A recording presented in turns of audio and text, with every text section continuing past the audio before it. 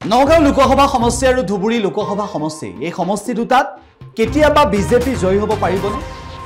মুখ্যমন্ত্ৰী গৰাকীয়ে ক'লে যে 2024 আমি পৰাস্ত হলো কিন্তু এনেকুৱা এটা দিন আহিব সনাতনৰ কথা ক'লে সনাতন ধৰ্মৰ কথা উল্লেখ কৰিলে আৰু কেনেদৰে এদিন চমৎকাৰ হৈ যাব সেই শক্তি দিব বুলি ক'লে যে ধুবুৰী আৰু নগাঁওতো কেনেদৰে বিজয় সাব্যস্ত কৰিব পাৰিব বুলি মুখ্যমন্ত্ৰী গৰাকীয়ে মন্তব্য কৰিলে কৰিমগঞ্জৰ পৰা বিজেপিৰ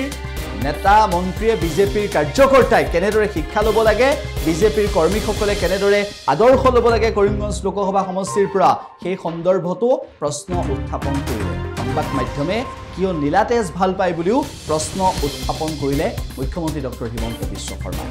বিভিন্ন প্ৰশ্ন উত্থাপন কৰাৰ মাজতে মুখ্যমন্ত্ৰী গৰাকীয়ে ক'লে ধুবুৰী আৰু নগাঁও লোকসভা সমষ্টিৰ জনগাঁথনিৰ কথা ধুবুৰীত আমি জিকিব নোৱাৰো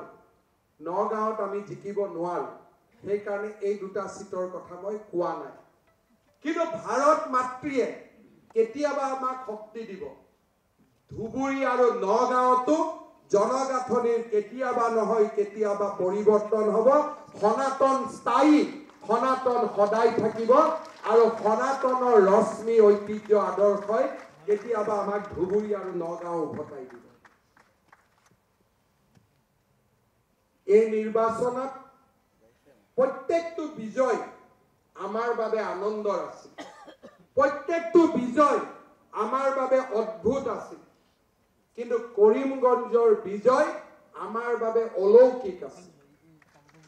নেদেখাজনৰ আশীৰ্বাদ আৰু মানুহৰ অগাধ মৰম নহলে কৰিমগঞ্জ আমি কেতিয়াও বিজয়ী হ'ব নোৱাৰিলো আজিৰ এই সভাৰ জৰিয়তে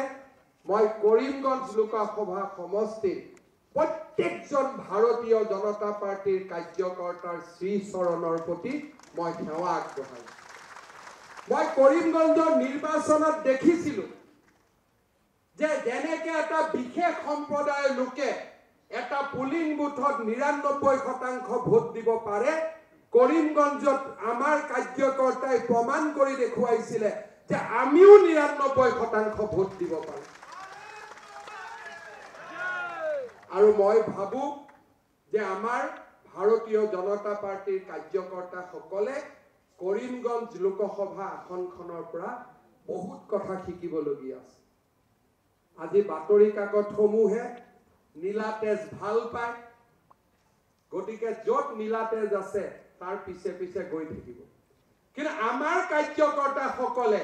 নীলাতেজ নথকাকৈও কেনেকে আমাৰ কাৰ্যকৰ্তা সকলে এখন আসন 2 লাখ ভোটত এটা বিশেষ সম্প্ৰদায় আগুৱাই থকাৰ পিছতো কেনেকে তাক পৰিৱৰ্তন কৰি জিকিব পাৰে তাৰ জীৱন্ত ৰাজনৈতিক কথা আখ্যান যদি আমি শিকিব যাওঁ কৰিমগঞ্জৰ কাৰ্যকৰ্তা সকলৰ পৰা আমি শিকিব লাগিব যিকোনো খবৰৰ বাবে যোগাযোগ কৰক 7099017330 আৰু 7099017110 নম্বৰত